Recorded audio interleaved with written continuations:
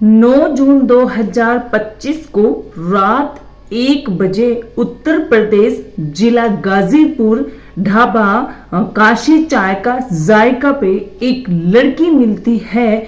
बड़ी सी घबराई सी सहमी सी डरी सी रहती है। तो वहां का उस ढाबे का जो नौकर है वो अपने मालिक से जाके कहता है, और जैसे ही वो मालिक जो है नीचे उतर के आते हैं और उस लड़की से पूछताछ करते हैं, और उस लड़की का ये कहना होता है बदले में कि मुझे फोन चाहिए जिससे कि मैं अपने घर वालों से, अपनी फैमिली से बात करूं, उन्हें कुछ मैं कहना चाहती हूं।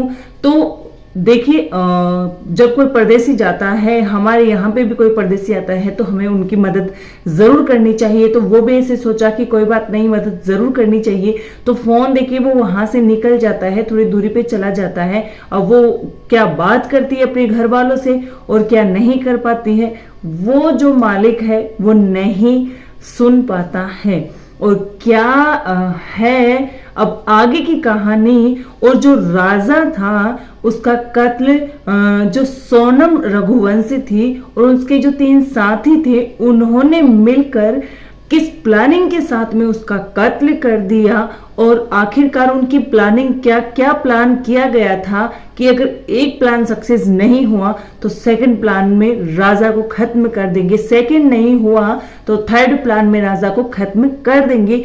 आखिरकार क्या था पूरा प्लान, क्या था पूरा मामला, हम आपको इस वीडियो के माध्यम से सारी जानकारी देने वाले हैं। नमस्कार, मैं सुमन चौधरी और स्वागत करती हूं आप सभी का मेरे YouTube चैनल एक और नए वीडियो में। सो गाइस, देखिए चैनल पे पहली बार हो सब्सक्राइब जरूर कर लेना, क्योंकि मेरे चैनल से रिलेटेड ऐसी आपकी जानकारी मिलेगी जिससे कि आपको पता चलेगा कि हमारे देश में क्या हो रहा है। और वीडियो को एंड तक जरूर देख लीजिएगा। इससे पहले वाला वीडियो नहीं देखा है तो जाके जरूर देख लीजिएगा। तो यहाँ पे जैसे कि हम बात कर रहे हैं 9 जून 2025 को रात 1 बजे जो सोनम रघुवंशी होती है वो ढाबे के सामने होती है। फोन लेकर वो अपने भाई से बात करती है।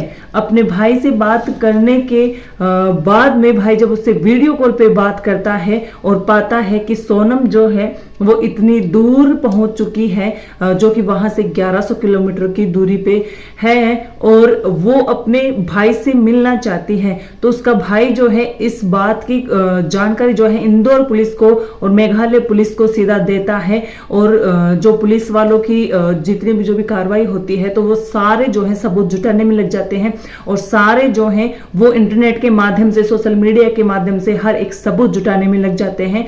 और दोनों जब मिलते हैं भाई बहन, तो वो जो भाई है वो पूछता है कि सोनम, तुम्हारा हाल ऐसा क्यों हो रखा है? क्या राजा का कत्ल तुमने करवाया है या तुम्हारा कोई हाथ है भी है या नहीं? इतना बस तुम हमें बता दीजिए। 3 मिनट की मुलाकात दोनों भाई बहन की होती है यहाँ पे अकेले में। तो सोनम जो है कुछ बताना चाहती थी, लेकिन अपने भाई से जो फेस टू फेस है नहीं बता पाई। 3 मिनट की मुलाकात में वो बात नहीं कह पाई दरअसल अपने भाई से, जो कि वो भाई लगातार अपनी बहन से पूछना चाहता था।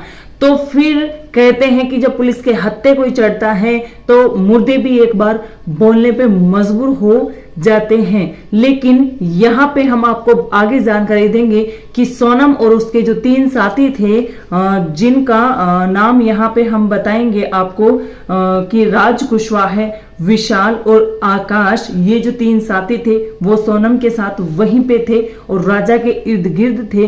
तो इनकी क्या प्लानिंग थी? और देखिए, जो राजा के जो भाई थे सचिन, विपिन राजा के भाई थे, एक तो सचिन और एक विपिन रघुवंशी, वो भी अपने भाई को ढूंढने पे बहुत ज्यादा कोशिश करी और अंत में राजा की मौत का उन्हें पता चल जाता है। आखिरकार राजा की लाश मिल ही जाती है। तो अब क्या करें कि इस जो हनीमून होता है, जो दोनों ने प्लान किया था हनीमून पे जाने का, तो इसे ऑपरेशन हनीमून दे दिया जाता है, क्योंकि दोनों लापता हो गए थे।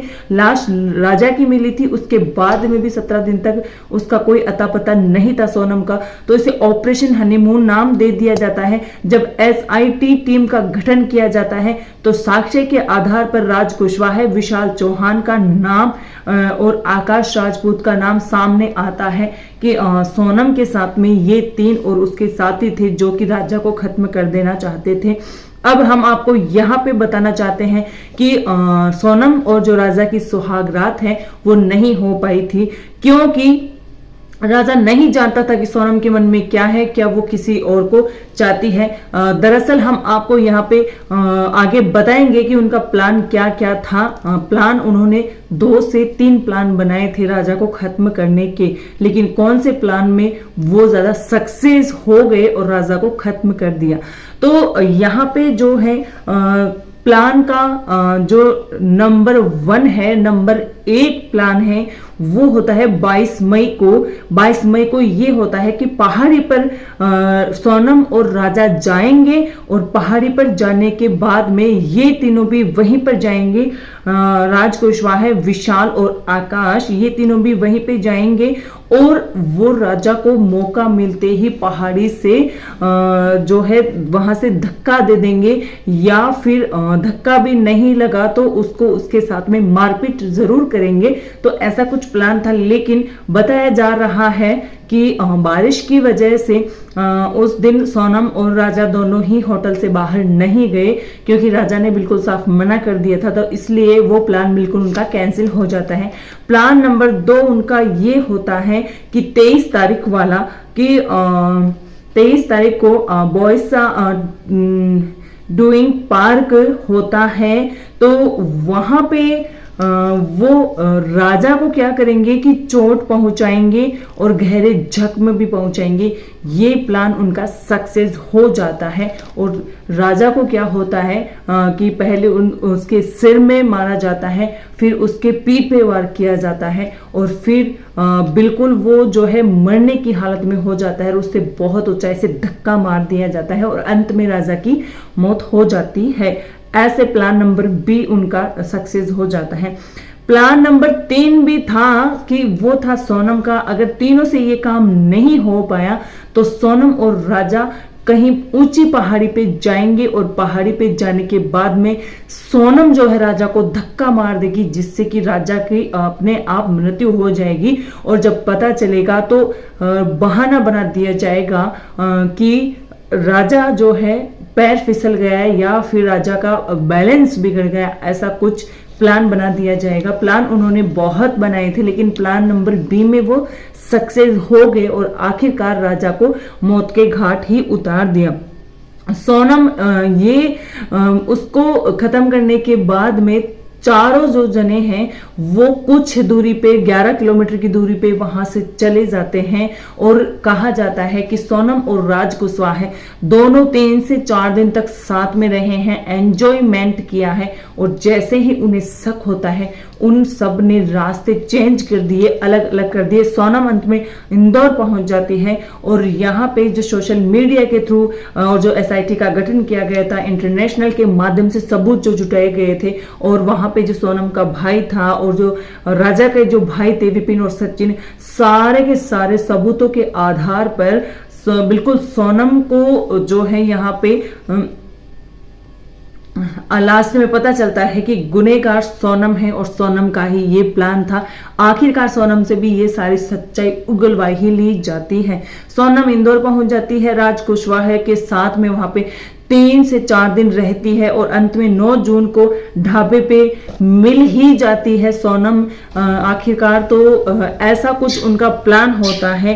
और जो कहा जाता है कि जो राजा की जो बहन थी सृष्टि रघुवंशी, वो भी वीडियो जो है बनाती थी, फोटो पोस्ट करती थी, तो उनके बारे में ये कह रहे हैं लोग कि ये व्यूज सब्सक्राइब्स और लाइक्स पाने के लिए जो है लगातार वीडियो डाल रही है, वरना भाई की मौत के समय वीडियो सूझ रहे हैं या फिर भाई की मौत का मातम मनाना चाहिए, ऐसा कुछ उसे भी कोस रहे हैं। सृष्टि जो रघुवंशी है वो वीडियो बनाती है, इंस्टाग्राम, यूट्यूब वगैरह आदि जो है वो चलाती हैं और रिपोर्ट के माध्यम से, सोशल मीडिया के माध्यम से और आसपास के जो लोग हैं उनकी जानकारी के माध्यम से यहाँ पे बताया जा रहा है कि जो राज कुशवाहा है और सोनम जो है लोगों की नजर में भाई बहन का रिश्ता निभाते थे और उनके मन में ये प्लान चल रहा है, सोचा नहीं जा सकता कि वो दोनों ऐसा भी कर सकते हैं कि जो भाई बहन का रिश्ता निभा रहे थे उनके मन में दूसरा रिश्ता भी निभा सकते हैं। ऐसा कुछ लोगों से जानकारी मिली है कि जो राखी पे जो है राज कुशवाहा सोनम से राखी बंधवाता था और वो राखी बांधती थी, लेकिन उनके मन में कुछ और प्लान था।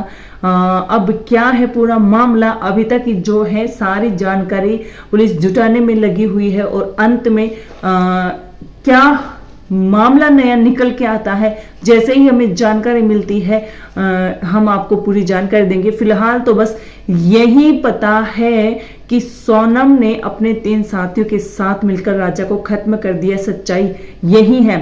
लेकिन राज कुशवाहा और सोनम का रिश्ता कैसा है अभी तक ये असमंजस की स्थिति में बना हुआ है लोगों के बीच में।